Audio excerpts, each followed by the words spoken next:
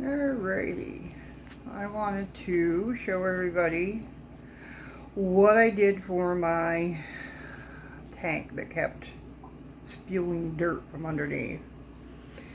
I literally just took the whole thing apart, took everything down, cleaned everything out.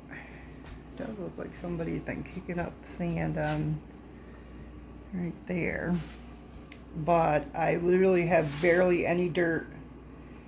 Here's one of my petricolas though. He came out.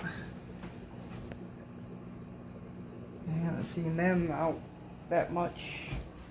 I like standing back there in the back area and the cave and the log there. But I took in, had barely any dirt and then a ton of sand, as you can see. I think that's just a shading because it's the same exact sand. But basically, and some are floating. Some of the plants are floating. So I gotta go back in and do some, put them back in. But everybody survived it and they all look good. There's my beautiful yellow wonders, my killifish. I did have one Buenos Aires left. I had put the other one in the octagon in the bathroom, but and then there's this little guy, he's relaxing. And put some leaves in. Toby, the big orange, the flood parrotfish there, he's enjoying himself. He loves being able to get under that log. I took some of the rocks out and moved it away from the wall and everything, and he's able to get underneath there in that cave-like thing. And he basically has been going in there, and he has such the funniest look on his face when he first found it, like, oh, I could be in here now. And then we've got my rainbows. I got the turquoise, a few turquoise, and then oh, I forget the names of all of them. I'd have to look them up. And then my blue Ocaras, of course. I got a male and a female. Oh, there's some more of the petricolas. I've got 3 petricolas and one, it might be male and females, I'm not sure. The other one looks like them but doesn't have the same coloring. But ever since I did this, my rainbows are not, before them and the Daniels were up and down and up and down. Now they're just kind of hanging out. I kind of like it. A little calmer. I noticed they seem to be much happier now that of course they've been forever in where there's mud everywhere. That Corey on there. He's wagging his little tail. You see the tail going back, and where is he? That's so cute. Toby likes hiding behind the log. But the funny thing that happened while I was doing this is on the end here where the moss is coming out is another cave-like thing. And I had tipped the log up before I was going to put it back in because it's a heavy log.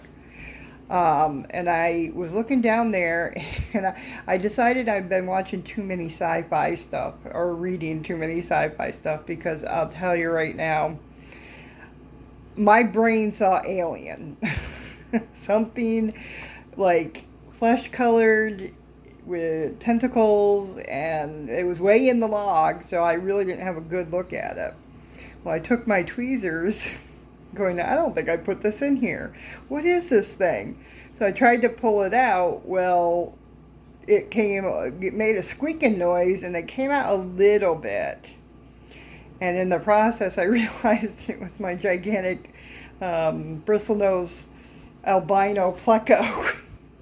And he had been out, that log had been out for like an hour to 2 hours because of me. I mean, it was just an impossible task, but I finally got it done. And he lived. He was still breathing. He was still, fighting me, getting him out. I was trying to pull him out, and he was like, nope, I'm staying here. I did put some of the bronze cories in the new one in the bathroom so that they kind of had their own, a little more, some of them in there, because David from Elfish had given me I had bought from him a whole bunch of bronze. I think that's what they were. And I still have quite a few in here. I just wanted to spread them out a little bit. Huh. Toby, what are you guys looking at? Even the killifish are staring at like the wall or something. Okay. But yeah, I had put some new plants in there. Most of them went up to the top, so I've got to get some of those things to hold them down. He's pretty. The rainbow fish are really happy with the tank now, because I have not seen them color up like this before. And it's just absolutely beautiful. The turquoise, yes. The turquoise male, yeah. But these other ones that are so dark, have the darker and the different color patterns, are just absolutely beautiful. There, this guy here, I mean, goodness. His coloring is just awesome. And now I'm going to probably, well, we'll see how it goes. I'm doing a 60 downstairs. And then Chris Junkin's rainbows and barbs and stuff of that will go in there. But I may also, this is a 55, it's only 5 gallons. We'll see how it goes. See how much space they have once I get it all set and up and running. And I got to go to my lady who has all the driftwood because I need another big piece or something for that. I have a Tanganyikan one that I'm doing right now, but that's mostly rock, so.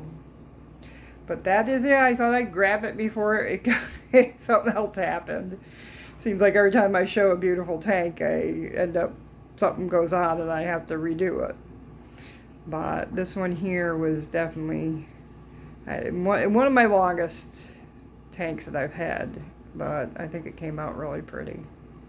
And the fish agree, because they're all coloring up and much happier. So, thank you, and everybody have a good day.